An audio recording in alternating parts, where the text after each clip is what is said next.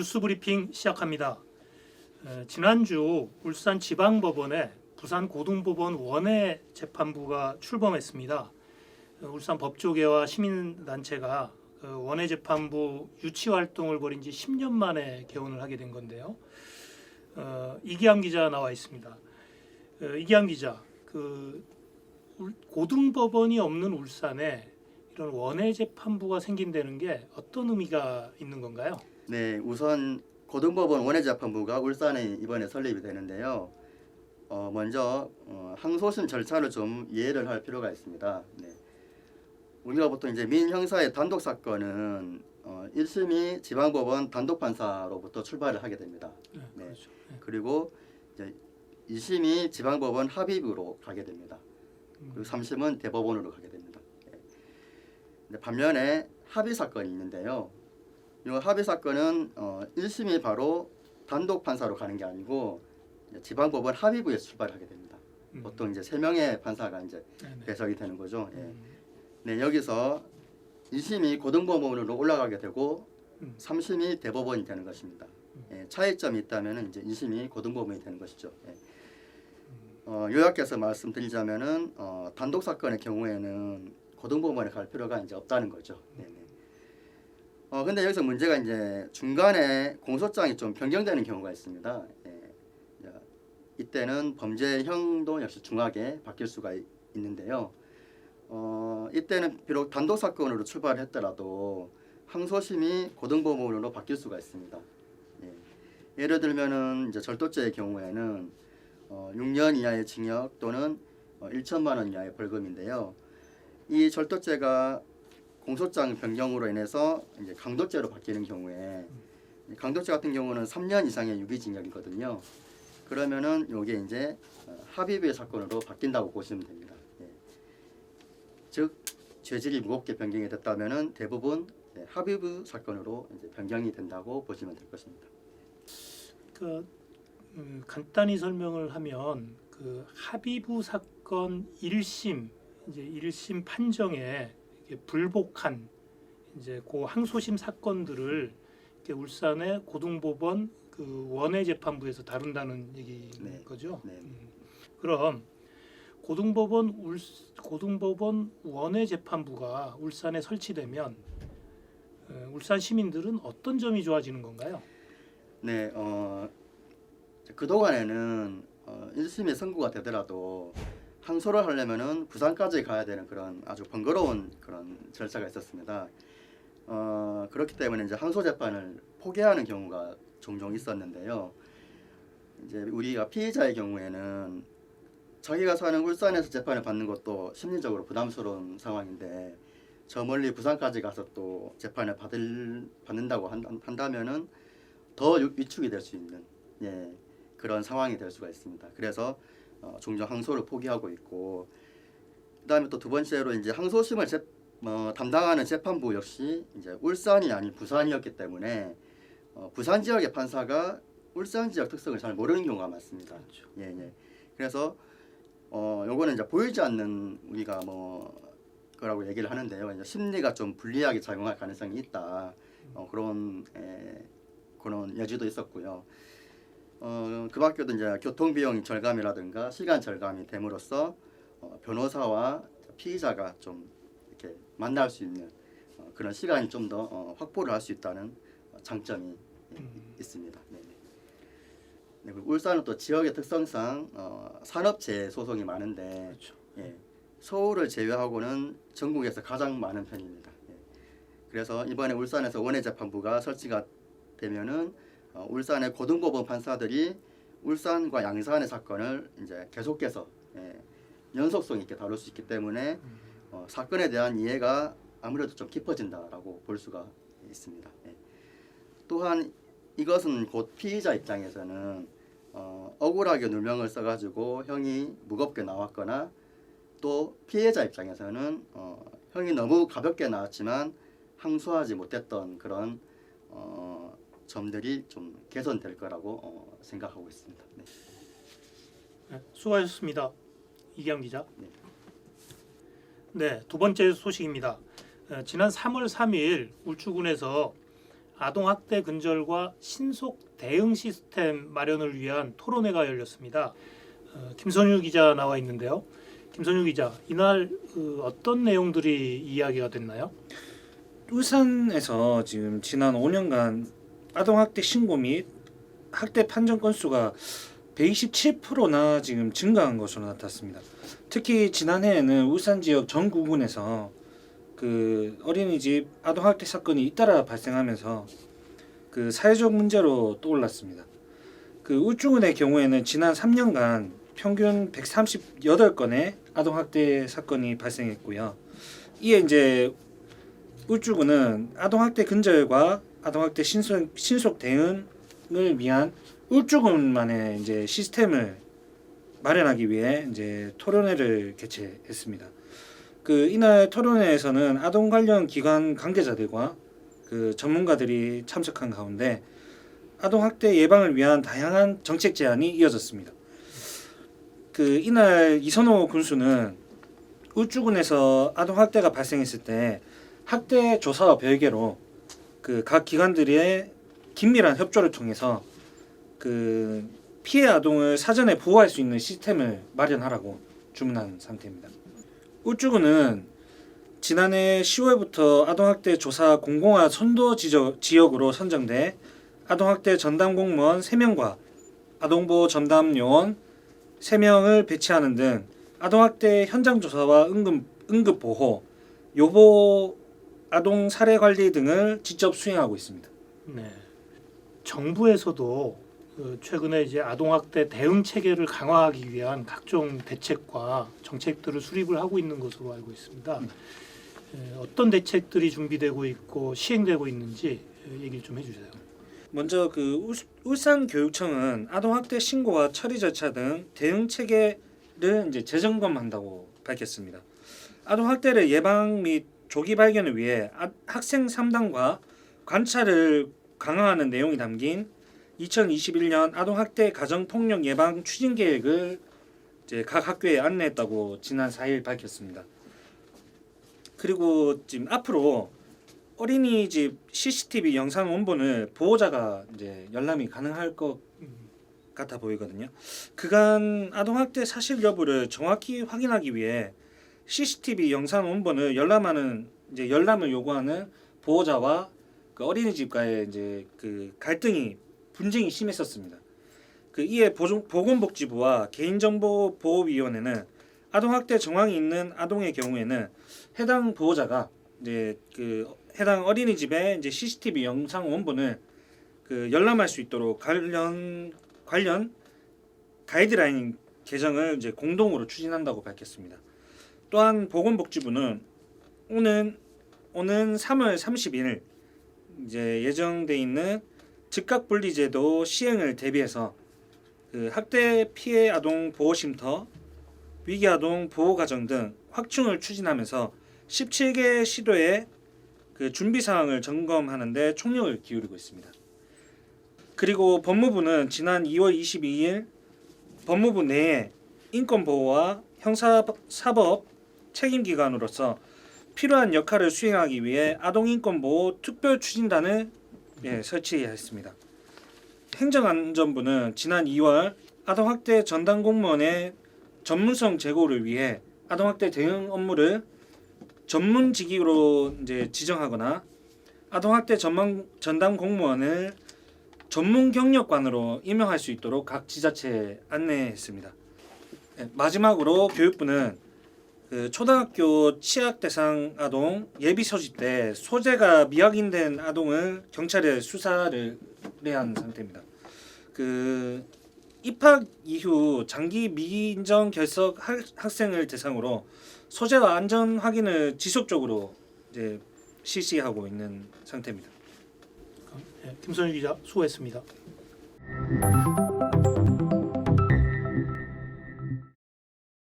한 주의 울산 정치권 소식을 알아보는 정가 브리핑 시간입니다.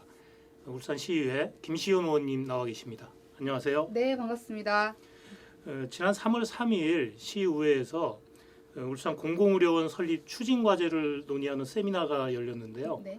이날 어떤 얘기들이 오고 갔나요? 네, 크게 네 가지 주제가 이야기되었습니다.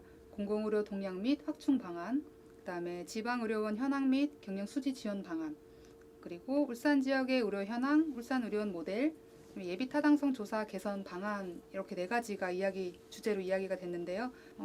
그 중에서 지금까지 공공의료원 설립에 대한 반대 중에 가장 중요한 의견이 바로 경제성 부분이었습니다.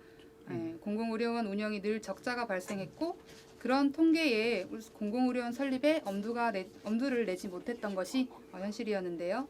하지만 코로나19와 같이 갑자기 발생하는 감염병, 그다음에 소외되는 취약계층, 그다음에 취약계층에 대한 의료 서비스, 그리고 울산 시민에게 발생할 수 있는 질병의 특수성을 고려한다면 이후에 발생되는 사회적 비용이 훨씬 더 많이 든다는 것입니다. 그러나 이처럼 필요성은 절실하지만 국가적인 지원을 받기 위해 실시하는 인구수와 비례해서 수익성을 따지는 예비 타당성 조사의 문턱은 턱없이 높았습니다. 이런 고민을 해결하기 위해서 매번 예비 타당성 면제가 아닌 국가재정법을 통해서 지역의 고민을 지역에서 해결할 수 있는 제도적 근거 마련이 필요하다는 내용이 대안으로 제시되기도 했습니다. 네. 보건의료단체와 시민단체로 구성된 울산 건강연대에선 울산의료원 범시민 추진단을 꾸려서 이제 좀 범시민들의 힘을 모아서 추진해야 된다, 이제 이렇게 얘기를 하고 있고요. 또 관련 조례 제정도 시의회 차원에서 이제 좀 서둘러야 된다 얘기들을 하고 있습니다. 이에 대해서는 시의회에서는 좀 어떻게 판단하고 계시나요? 네, 범시민 추진위원회라고 하죠. 이런 부분도 울산시가 함께 협력해서 4월 정도에 추진할 계획을 세우고 있더라고요. 이후에 8월에 울산의료원 설립 부지 선정도 확정하고 9월에 사업계획서 제출해서 예비 타당성 면제에 대한 건의를 할 예정을 이제 울산시에선 잡고 있는 것 같고, 네, 울산시 의회에서는 이번에 세미나에서도 했듯이 서희영 의원이 대표 발의한 울산광역시 의료원 설립 및 운영에 관한 조례안을 발의를 준비하고 있습니다. 시민의 건강 증진과 보건의료의 발전에 이바지하기 위해서 책임성, 공공성, 그리고 지속 가능성 등을 기반으로 시민의 삶의 질 향상과 건강 증진에 기여하는 조례가 될 것으로 예상이 됩니다. 그 조례안의 주요 내용이 시민참여위원회 설치, 그다음에 이제 설립추진위원회 설치, 공공의료에서 수행하는 지원 사업에 관련된 내용과 울산 시민 공공의 목적을 위해 무상으로 진료하는 경우 울산시가 비용을 부담해야 되는 근거가 명시될 예정입니다. 전반적으로 기존의 타 시도에 제정된 의료원 설립 및 운영 조례들을 준용할 것으로 예상됩니다. 네. 그럼 다음 좀 다른 주제로 좀 넘어가겠습니다. 지난 2월 26일 날 국회에서 가덕도 신공항 특별법이 통과됐고요.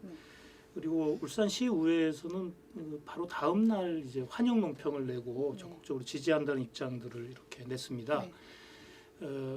그동안 이제 울산의 여야 정치권이 계속 대립하는 모습을 많이 보여줘 왔는데 가덕도 공항에 대해서는 여야가 한 목소리를 내고 있다고 봐도 될까요? 우선 울산시 의회에서는 한 목소리를 낸다라고 예측할 만한 안이 있었는데요. 그게 이제 국회에서 특별법이 통과되기 전에 울산시 의회에서 가덕도 신공항 특별법 통과 건의안을 의결했었거든요. 그때 이제 모든 의원들이 설명하진 않았지만 국민의힘 의원 4분이 다수로 이렇게 서명을 해줬던 부분이 있어요. 그런 부분을 보면은 당 차원은 아니지만 어쨌든 울산시 의회에서는 한 목소리가 좀 내어지지 않겠나라는 생각을 해보고, 그럼에도 불구하고 국민의힘 당 차원에서는 한 목소리인지는 한번 고민을 해봐야 되는 부분이 있더라고요. 울산에 있는 국회의원 6명 중에 더불어민주당 의원 1분, 그 다음에 국민의힘 2명은 찬성했고 1명은 기권하고 2명은 의결에 참석을 안 했으니까 본회의장에서 찬성한 의원 중에 해당 상임위에서 기권하기도 했고요. 기권한 국민의힘 의원은 국민의힘 울산시당위원장이기도 하거든요.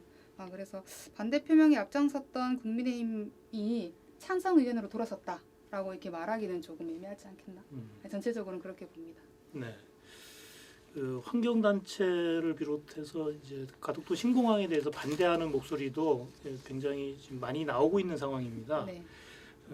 이에 대해서 그러니까 환경 단체 이런 의견에 대해서는 어떻게 판단을 하시고 있나요? 일단 울산시는 송철호 시장이 이제 울산 시민에게 찬성의 뜻을 밝히면서 호소한 적이 있고요. 또 아울러 더불어민주당 소속 기초단체장들도 함께 대한민국의 국가균형 발전을 이끌 가덕도 신공항 건설을 지지한다 이렇게 하면서 시민에게 찬성의 뜻을 밝힌 바 있습니다. 울산시의회에서도 마찬가지로 결의안을 의결하고 논평을 통해 환영의 뜻을 밝힌 바 입장을 명확하게 표명한 바 있고요. 가덕도 신공항은 사실 15년 동안 동남권 국민의 영원이라고 생각을 합니다. 어디에 가느냐 또는 어디에 짓느냐 이런 등의 문제로 더는 이제 논란이 돼서는 안 될 것이라고 보고 있고요. 덧붙이자면 환경과 개발은 언제나 대립 관계를 맺어왔어요. 지금껏. 저 개인적인 의견으로는 언제나 환경이 우선이 돼야 되고 개발은 신중해야 된다고 생각합니다. 그러나 어느 것이 먼저라고 딱 잘라 말할 수 없는 부분이 존재한다고 생각을 하는데요. 이런 갈등 속에서 사회적 합의를 이끌어내고 그다음에 책임지고 결정하는 일이 정치권에서 해야 되지 않겠나라는 생각을 하고요. 그런 의미에서 가덕도 신공항은 국가의 균형 발전, 동남권 메가시티 그리고 울산 시민에게 꼭 필요하다는 생각을 확신하게 하고 있습니다. 네, 알겠습니다. 김시현 시의원으로부터 정가 브리핑 들어봤습니다. 오늘 말씀 고맙습니다. 네, 감사합니다.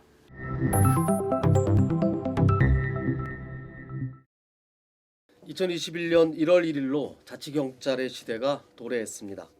경찰 사무는 국가경찰과 자치경찰로 구분되어 지역 내 주민들의 생활 안전에 대한 사항이나 교통 문제를 비롯해서 학교폭력, 가정폭력, 아동학대, 성폭력, 성범죄 등 일상을 살아가는 대부분의 영역이 자치경찰의 책임 아래 놓이게 됩니다.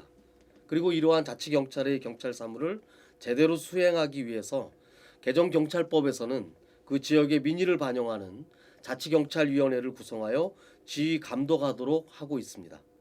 새롭게 시작될 자치경찰 제도는 각 지방자치단체들에게 독립적인 경찰권을 부여하는 제도로서 국가 권력의 정책에 의존했던 기존의 정치경찰 시대를 마감하고 비로소 시민의 경찰로 재탄생한다는 점에서 충분히 환영할 만한 일입니다. 하지만 우려의 목소리도 높습니다. 첫째, 준비 부족으로 인한 혼란과 지방자치단체의 역량의 차이로 인한 치안 서비스의 지역 간 불균형이 우려됩니다. 둘째, 정치권 주도로 진행되고 있는 자치경찰위원회가 민주적 통제장치로서 본래적 역할을 다할 수 있을지 의문입니다.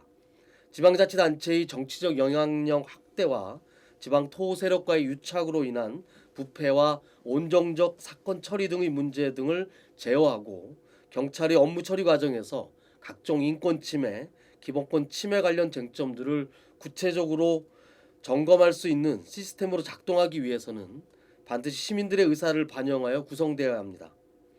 법 제19조의 구성의 대원칙에 따라 특정 성이 60%를 초과하지 않도록 하고 위원 중 한 명은 반드시 인권 문제에 관하여 전문적인 지식과 경험이 있는 사람이 임명될 수 있도록 해야 합니다.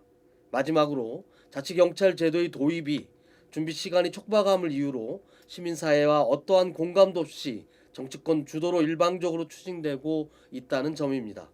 지역 주민 모두의 지지와 환영 속에서 출발해야 할 자치경찰 제도가 정치 세력 간의 자리다툼으로 변질될 우려가 높아지고 있습니다. 이대로는 안 됩니다. 자치경찰제의 본래적 도입 취지를 실현하고 제도의 시행착오를 줄여 조기 정착과 안정적인 운영을 위해서는 시민사회와 전문가들의 참여와 공론화 과정이 반드시 필요합니다. 촉박한 일정이 문제라면 과감하게 추진 일정을 늦추고 시민사회와 전문가들의 참여를 통해서 조례 제정과 지역적 특색을 반영한 제도적 장치를 마련하고 운영 지침 등을 세밀히 규정하여 민주적 통제 장치를 강화해야 합니다. 울산 시민 모두의 환호와 지지 속에서 자치경찰제가 시행되기를 간절히 기대합니다.